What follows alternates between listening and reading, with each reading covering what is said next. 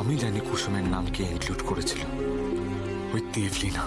কিন্তু কিন্তু মাকে বললে মা তো আমার কথা বিশ্বাস করবে না। বৌদি, প্রেসের লোকেদের সঙ্গে এইমাত্র তোমার কথা হলো, ওনারা আবারও তোমার কাছে ক্ষমা চাইছেন। সিদ্ধার্থ, কুসুম সাংবাদিকদের চুপ করিয়ে দিলেও সাংবাদিকদের প্রশ্নগুলো কিন্তু অমূলক নয়। আমি ঠিক করে দিয়েছিলাম আমার পরিবারের কেউ বা আমার কোনো স্টাফেরা এই প্রতিযোগিতায় অংশ নিতে পারবে না। তা সত্ত্বেও কুসুমের নাম এই কম্পিটিশনে গেল কি করে? এটা কার ষড়যন্ত্র?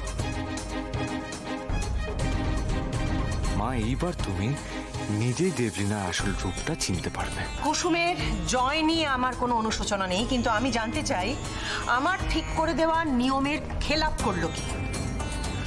মা, প্রেস যেই প্রশ্নগুলো করেছে তার উত্তর কুসুম দিলেও আঙুল উঠেছে তোমার দিকে। আমাদের কোম্পানির রেপুটেশন নষ্ট করার চেষ্টা করা হয়েছে মা, আর এই সমস্ত কিছু যে করেছে তাকে আমি কাল সকালের মধ্যে তোমার সামনে এনে দাঁড় করাবো।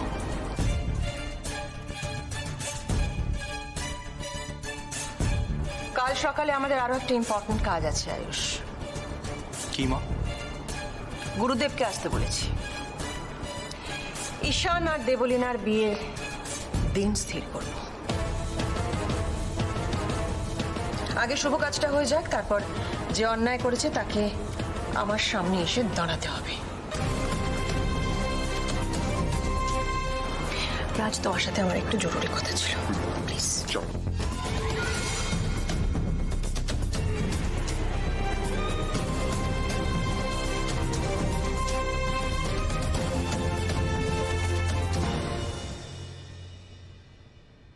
কি গো,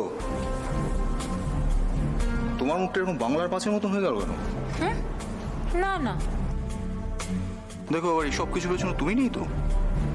এই তুমি আমাকে কি ভাবো গো? হ্যাঁ, আমি একটা ক্রিমিনাল? হ্যাঁ, সারাক্ষণ এই বাড়ির নাম ডোবানোর চেষ্টা করে যাচ্ছি। তুমি কি চেষ্টা করছো না করছো সে কথা তো তুমি বলতে পারবে মীনাক্ষী। শুধু আমি তোমাকে একটাই কথা বলতে চাই, এখনো সময় আছে, শুধরে নাও, নাহলে সমস্যায় তুমিই পড়বে।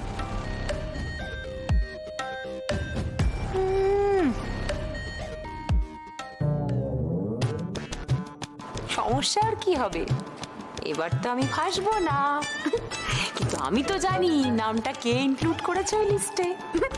সে কুসুমই শাস্তি পাক আর দেবলীনা শাস্তি পাক, মজা তো আমার।